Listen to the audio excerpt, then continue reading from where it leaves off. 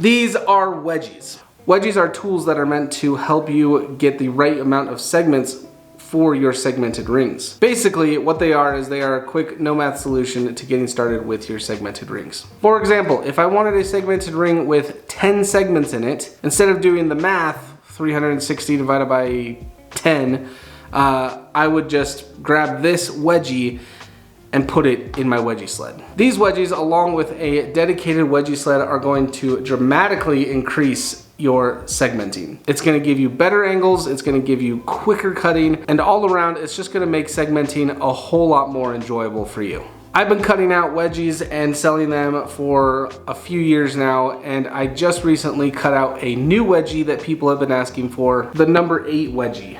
This wedgie is going to give you 8 segments in your ring. I don't send out any of my wedgies without testing them first, so let's throw this wedgie in the sled and see how it does.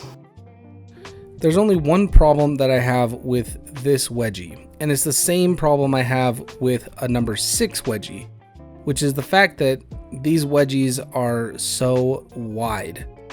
They're wide enough to where it's almost hard to set up your sled, but that is one thing that I test with these wedgies is that they work with the sled as well. One way I know that is to shake the wedgie like this to see that there's zero play in between the fences, which means we're ready to go. I set my stop block to about 3/4. That's not an exact measurement for anything. And I also cut my strips to 1 inch. So 3/4 by 1 inch, in case anybody was wondering. This is how a wedgie sled works. You have 2 fences referencing the same angle, which is great because you're going to be referencing the same side of the piece of wood you're cutting off of one of the sides, which means that your accuracy while you cut is going to be so much better. If this is confusing to you, let me know down in the comments and let me know what you would like to learn specifically about wedgies and wedgie sleds, because I would love to dive more into explaining how all of this works. But now, the reason we came here to see if all of these guys line up pretty well. My test is that if I cut them accurately and they line up well, they should hold together with just a rubber band. You shouldn't need more than that to get nice tight joints. This little guy's looking pretty good, but I think we're gonna do one more with some larger segments just to get a better visual. With those pizza shaped segments, it's kind of hard to see what's going on.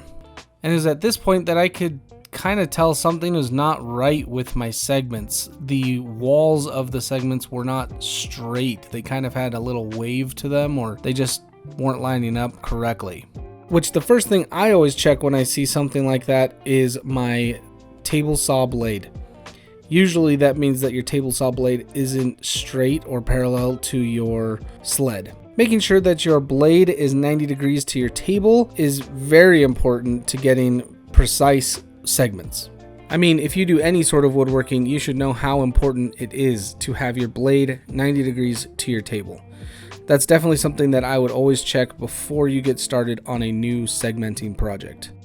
Once we got those segments done and ready to go, we can now put them together and really see how well this goes together.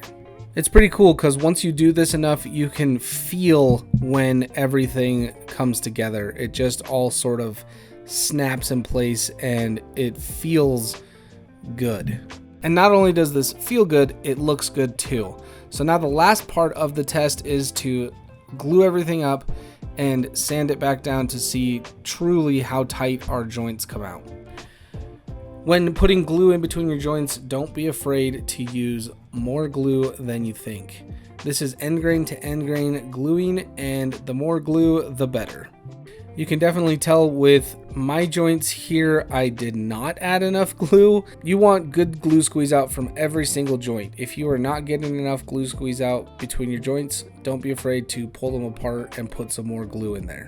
And I'm using a rubber band to finalize this glue up because if a rubber band can hold these joints together and make them tight, that's how you know that you have really good segmented joints. There are other ways to tighten up your rings other than rubber bands, but for me, rubber bands is the way to test the accuracy of my segments. And there it is, all sanded up. These samples look fantastic. I also glued up a bigger one just to triple check, and it looks great. No gapping. I had good glue squeeze out, and that is what I'm looking for. That is the basics of how I test my wedgies and what I look for in my segmented rings. If you guys have any other questions about segmenting or wedgies or wedgie sleds, I would love to answer them. So make sure that you guys leave me a comment down below. I hope you guys got something out of this video. Make sure to like and subscribe to get more videos like this and just to keep up with what's going on in my shop. Thanks for watching, guys. Be good, be safe, be happy, and I'll catch you guys in the next video. Peace.